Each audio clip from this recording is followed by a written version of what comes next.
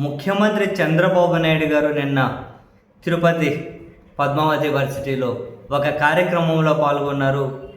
ఆ కార్యక్రమం పేరేంటి అంటే P4 మొదటి వార్షికోత్సవం అట.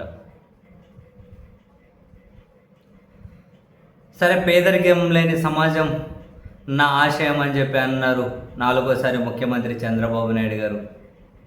అండ్ ఈ P4 ద్వారా అద్భుతాలు సాధిస్తామన్నారు. 1 సంవత్సరం రోజుల్లోనట P4 స్టార్ట్ అయ్యి 1,06,000 మంది 1,06,000 మంది 10.5 లక్షల కుటుంబాలను దత్తత తీసుకున్నారట. ఈ సంవత్సరంలో చంద్రబాబు గారు సాధించిన అద్భుతంగా దాన్ని కొనియాడుతూ తాను చెప్పినటువంటి మాటలు. 1,06,000 మంది 10.5 లక్షల కుటుంబాలను దత్తత తీసుకున్నారు అని. నిజమా? ఇంతమంది ఇన్ని కుటుంబాలను దత్తత తీసుకున్నారా? అంటే తీసుకొని ఏమేం చేశారు?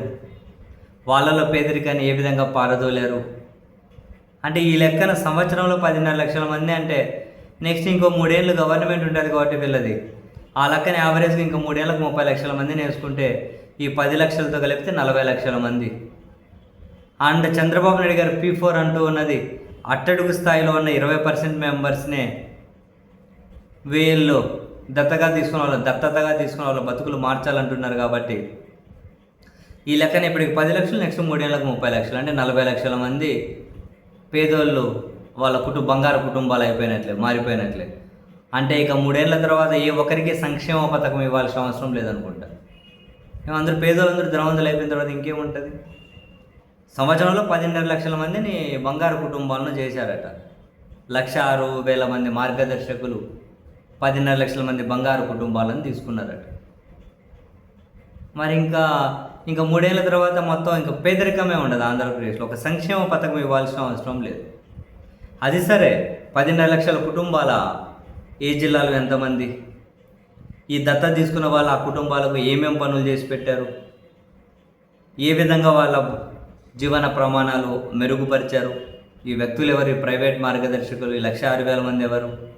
ఆ 10.5 లక్షల మంది వాళ్ళెవరు? ఈ జిల్లాల వారికి ఒక లిస్ట్ రిలీజ్ చేయండి, తెలుసుకుంటాం కదా. పోనీ ఎవరెవరి బతుకుల్లో ఏమేమి మార్పు వచ్చిందో. ఇవి ఎక్కువ మంది అక్కర్లే, ఒక 100 మంది ఏదైనా కనుక ఓ పవర్ పాయింట్ ప్రజెంటేషన్ లాగా ముఖ్యమంత్రి గారు ఓ రోజు చూపించండి. వీళ్ళు P4 తీసుకురాకముందు వాళ్ళ బతుకులు ఎట్లుండే, ఈ తీసుకొచ్చిన తర్వాత వాళ్ళ బతుకులు ఏమేమి మార్పులు వచ్చాయి, ఏ విధంగా నిరుపేదలు బంగారు కుటుంబాలుగా అయిపోయారు, ఒకసారి చూపించండి.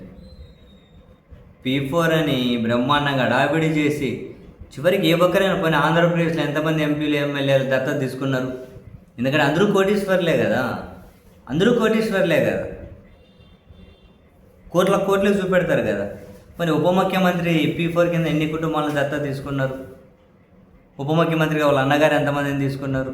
అంటే జనరల్గా సినిమా వాళ్ళు డబ్బులు ఉన్న వాళ్ళు కదా అంటూ ఉన్నారు. మరి చంద్రబాబు గారి కుటుంబం ఎంతమందిని దత్తత తీసుకుంది? వాళ్ళ దగ్గర కూడా వేల కోట్లే ఉన్నాయి కదా. ఎంతమంది ఎవరెవరు తీసుకున్నారు?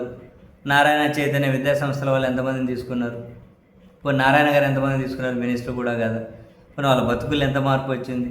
ఇదంతా లిస్టు చూపెడితే ఆంధ్రప్రదేశ్లో పేదరికం వెళ్ళిపోతుందని సంతోషపడతాం కదా ఆంధ్రప్రదేశ్ పౌరులుగా. P4 ద్వారా 10.5 లక్షల కుటుంబాలు సంవత్సరంలో మార్పు వచ్చాయంటండి. 3 ఏళ్లలో ఇంక మీకు ఆంధ్రప్రదేశ్లో సంక్షేమ పథకం అనేది ఏమీ ఉండదు.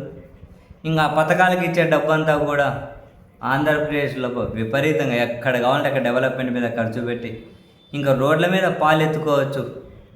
లేదు అనుకుంటే ఎండల కాలం వచ్చిందంటే రోడ్ల మీద పాలు పోసి ఇంత కాఫీ పొడి చల్లి కాఫీ కలుపుకొని మొత్తం తాగొచ్చు కూడా రోడ్ల మీద నుంచి. అంత అద్భుతంగా తయారు చేసుకోవచ్చు మనం. సంక్షేమ పథకాలు అవసరం ఉండదు, ఆ డబ్బంతా మిగులుతుంది కదా. ఏదన్నా అద్భుతం సాధించబోతుంది ఆంధ్రప్రదేశ్ నెక్స్ట్ 3 ఏళ్లలో.